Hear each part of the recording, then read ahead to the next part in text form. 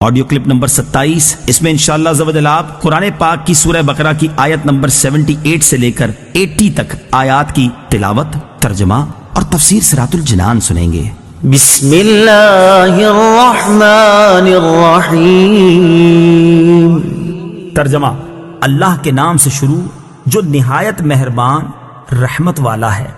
وَمِنْهُمْ أُمِّيُّونَ لَا يَعْلَمُونَ الْكِتَابَ إِلَّا أَمَانِيَّ وَإِنْ هُمْ إِلَّا يَظُنُّونَ۔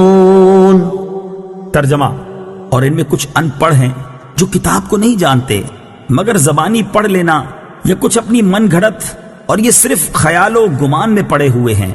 امیون، ان پڑھ۔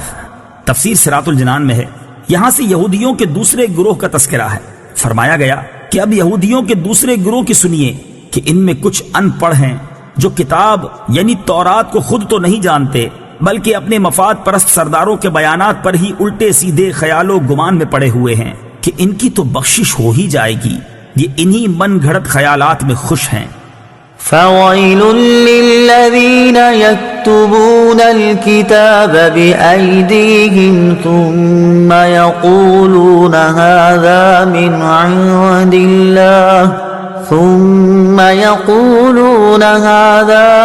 عِندِ اللَّهِ لِيَشْتَرُوا بِهِ ثَمَنًا قَلِيلًا فَوَيْلٌ لَّهُم مِّمَّا كَتَبَتْ أَيْدِيهِمْ وَوَيْلٌ لَّهُم مِّمَّا يَكْسِبُونَ۔ ترجمہ: تو بربادی ہے ان لوگوں کے لیے جو اپنے ہاتھوں سے کتاب لکھتے ہیں پھر کہتے ہیں یہ خدا کی طرف سے ہے کہ اس کے بدلے میں تھوڑی سی قیمت حاصل کر لیں، تو ان لوگوں کے لیے ان کے ہاتھوں کے لکھے ہوئے کی وجہ سے ہلاکت ہے اور ان کے لیے ان کی کمائی کی وجہ سے تباہی اور بربادی ہے۔ فویلن، تو بربادی ہے۔ تفسیر صراط الجنان میں ہے، جب سرکار دو جہاں صلی اللہ تعالی علیہ وآلہ وسلم مدینہ طیبہ تشریف فرما ہوئے تو علماء توریت اور سرداران یہود کو کبھی اندیشہ ہو گیا کہ ان کی روزی جاتی رہے گی اور سرداری مٹ جائے گی، کیونکہ توریت میں حضور پرنور صلی اللہ تعالی علیہ وآلہ وسلم کا حلیہ اور اوصاف مذکور ہیں۔ جب لوگ حضور اقدس صلی اللہ تعالی علیہ وآلہ وسلم کو اس کے مطابق پائیں گے تو فوراً ایمان لے آئیں گے اور اپنے علماء اور سرداروں کو چھوڑ دیں گے۔ اس اندیشے سے انہوں نے توریت میں تحریف و تغییر کر ڈالی اور حلیہ شریف بدل دیا۔ مثلا توریت میں آپ علیہ الصلوۃ والسلام کے اوصاف یہ لکھے تھے کہ آپ علیہ الصلوۃ والسلام خوبصورت ہیں، بال خوبصورت، آنکھیں سرمگی، قد درمیانہ ہے۔ اس کو مٹا کر انہوں نے یہ بتایا کہ وہ بہت دراز قد ہیں، آنکھیں کنجی نیلی، بال الجھے ہوئے ہیں۔ یہی عوام کو سناتے، یہی کتاب الہی کا مضمون بتاتے اور سمجھتے کہ لوگ حضور اقدس صلی اللہ تعالی علیہ وآلہ وسلم کو اس کے خلاف پائیں گے تو آپ صلی اللہ تعالی علیہ وآلہ وسلم پر ایمان نہ لائیں گے بلکہ ہمارے گرویدہ رہیں گے اور ہماری کمائی میں فرق نہ آئے گا۔ اس پر فرمایا گیا کہ بربادی ہے ان لوگوں کے لیے جو اپنے ہاتھوں سے تورات میں من گھڑت باتیں لکھتے ہیں اور پھر کہتے ہیں کہ یہ بھی خدا عز و جل کی طرف سے ہے، اور یہ اللہ تعالیٰ کی کتاب میں تحریف صرف اس لیے کرتے ہیں کہ اس کے بدلے میں تھوڑی سی قیمت حاصل کر لیں، تو ان لوگوں کے لیے ان کے ہاتھوں کے لکھے ہوئے کی وجہ سے اور ان کی کمائی کی وجہ سے تباہی و بربادی ہے۔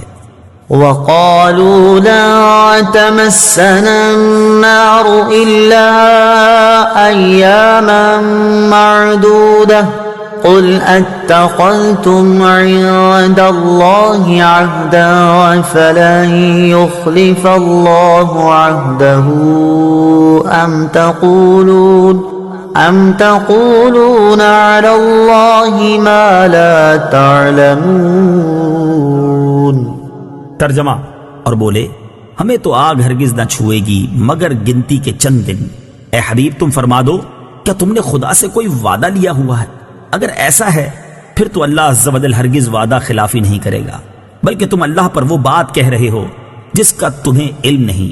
لن تمسنا النار، ہمیں تو ہرگز آگ نہ چھوئے گی۔ تفسیر صراط الجنان میں ہے، حضرت عبداللہ ابن عباس رضی اللہ تعالی عنہما سے مروی ہے کہ یہودی کہتے تھے کہ وہ دوزخ میں ہرگز داخل نہ ہوں گے مگر صرف اتنی مدت کے لیے جتنے عرصے ان کے آباء و اجداد نے بچھڑے کو پوجا تھا، اس کے بعد وہ عذاب سے چھوٹ جائیں گے اور وہ مدت 40 دن ہے۔ بعض یہودیوں کے نزدیک 7 دن ہے۔ اس پر یہ آیت کریمہ نازل ہوئی۔ چنانچہ اس آیت اور اس کے بعد والی آیت میں فرمایا گیا کہ اے حبیب صلی اللہ تعالی علیہ وآلہ وسلم، تم ان سے فرما دو کہ کیا تم نے اللہ تعالیٰ سے کوئی وعدہ لیا ہوا ہے کہ وہ تمہیں چند دن کے لیے ہی جہنم میں ڈالے گا؟ اگر ایسا کوئی عہد ہے پھر تو اللہ تعالیٰ ہرگز وعدہ خلافی نہیں کرے گا، لیکن ایسا کچھ ہے نہیں، بلکہ حقیقت یہ ہے کہ تم اللہ تعالیٰ پر جھوٹ باندھ رہے ہو، اور اللہ تعالیٰ تم سے ایسا وعدہ کیوں کرے گا کہ تم جہنم میں زیادہ عرصے کے لیے نہیں رہو گے؟ حالانکہ اللہ تعالیٰ کا قانون یہ ہے کہ جس نے گناہ کا ارتکاب کیا اور اس کے گناہ نے اسے ہر طرح سے گھیر لیا، یعنی وہ کفر میں جا پڑا، تو وہ جہنم میں جائے گا اور ہمیشہ ہمیشہ وہاں رہے گا۔